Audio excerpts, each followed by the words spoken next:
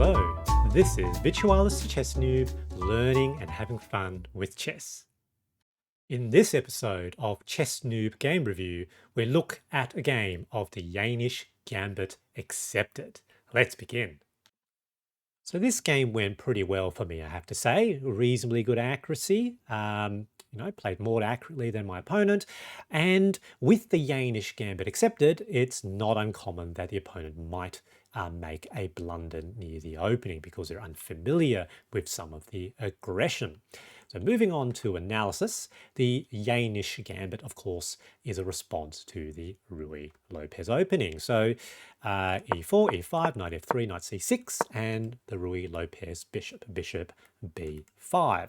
And the Jaenisch Gambit is immediately striking with f5, putting tension and pressure in the center.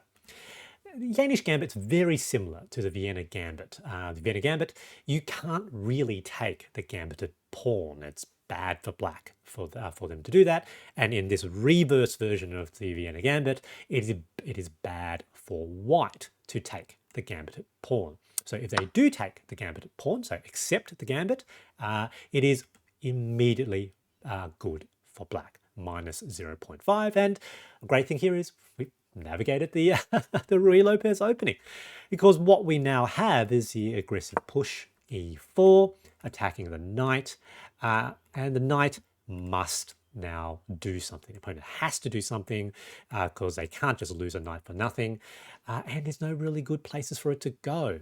So very commonly here, the opponent will develop their queen to e2, thinking of pinning the pawn against my king, but just like in the Vienna Gambit, you can unpin by playing queen e7.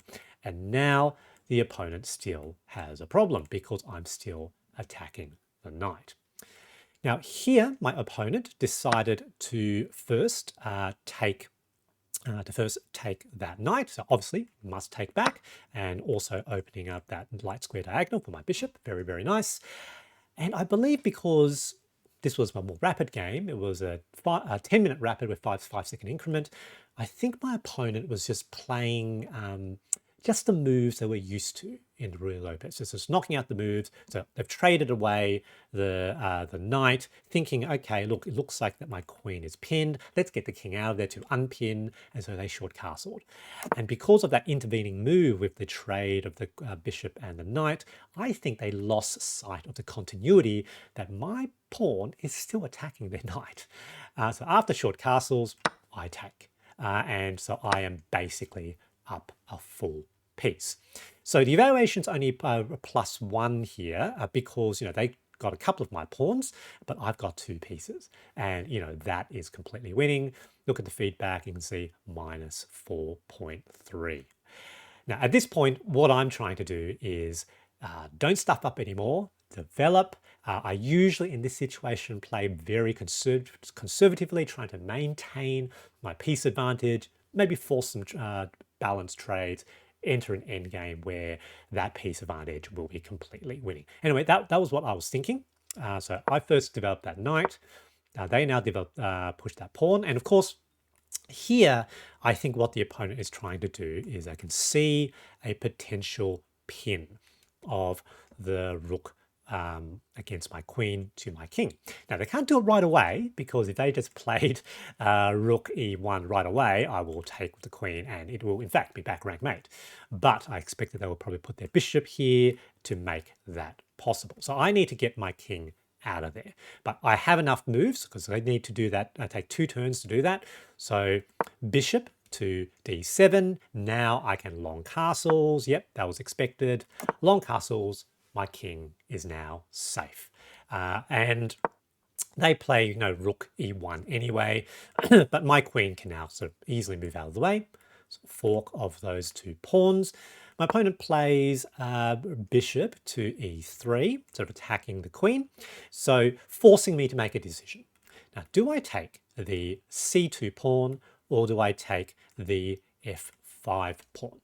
Now, Stockfish reckons that this is better. And I saw that in the game. I thought that was probably better from a from an objective evaluation perspective, because the queen is quite safe. You take a pawn, you sort of isolate that pawn now on the d file. However, I was thinking, look, if I take that pawn, I can probably force a queen trade. And the queen is probably one of the most active pieces there, and I'm good. I want to potentially move down a very safe line to win. So I eventually took the f5 pawn, and it's interesting when you look at Stockfish. So Stockfish agreed, and that was my gut feeling as well, that queen taking c2 was better, minus 6.5. Taking here, they called it an accuracy. However, this is where the qualitative nature of this matters as well, right? Because whether it's minus 6.5 or minus 4.5, I'm winning either way. And here, by potentially now forcing a queen trade, it just makes it easier potentially to win. It's more difficult for me to make a mistake that will be catastrophic. So that was my thinking anyway. However, I am going to sort of reflect on this to see whether or not I should give up opportunities like that in sort of future games. My opponent now makes a mistake. So bishop captures the pawn on a7. Now, because I've got the opportunity, I can sort of force the queen trade, because I can deal with that the turn afterwards. And here, that damages their defense of the king. So the g file is now semi-open. And my logic here now is the reason why it is bad for a bishop to capture the terminal pawn or the a pawn after long castles is that bishop can get trapped. And it can get trapped just like this by pushing the pawn on the b file. So that bishop now can't take back, well, without being captured, and the king now has the bishop. So that bishop is basically dead. They developed, there's not much else they can do, and I take the bishop. If they'll do a balanced trade, perfectly good for me, and they did. Very happy. That also now opens up the g file for me, so that's very good for that rook. They sort of developed the rook, and I can see potentially some issues here because now my a file is well, I don't have a pawn with the a file. But first, rook to the g file. The king probably needs to go in that direction, and my opponent moves in the wrong direction. So the problem here is that with the rook now commanding the full g file, this king will always be trapped on the edge of the board. I push a pawn. They sort of push that pawn as well. So, potentially sort of good move, if I'm not careful, discover check, king to b6. So that's fine for me. And my opponent tries to do some counterplay with their rooks, but it's really difficult when it's just rooks versus rooks and bishops. I still have the bishop pair. With the rooks only being orthogonally moving pieces, and there's still a lot of pawns, they're sort of tripping over themselves almost. They capture, I take back, opening up, so I thought that diagonal for me. They push that pawn. I now sort of counterattack their rook. They have to move the rook out of the way. Of course, attacking my h-pawn, so my rook forward to defend. So I'm playing very, very defensively. So here, potentially good move, pinning my bishop to my king, but I could unpin by playing bishop to c6. And here I actually miss a checkmate pattern, which I need to sort of, which I think I've learned now.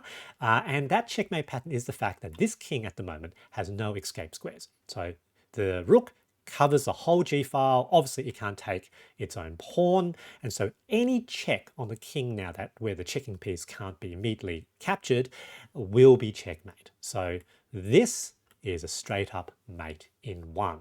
And I just didn't see it in the actual game.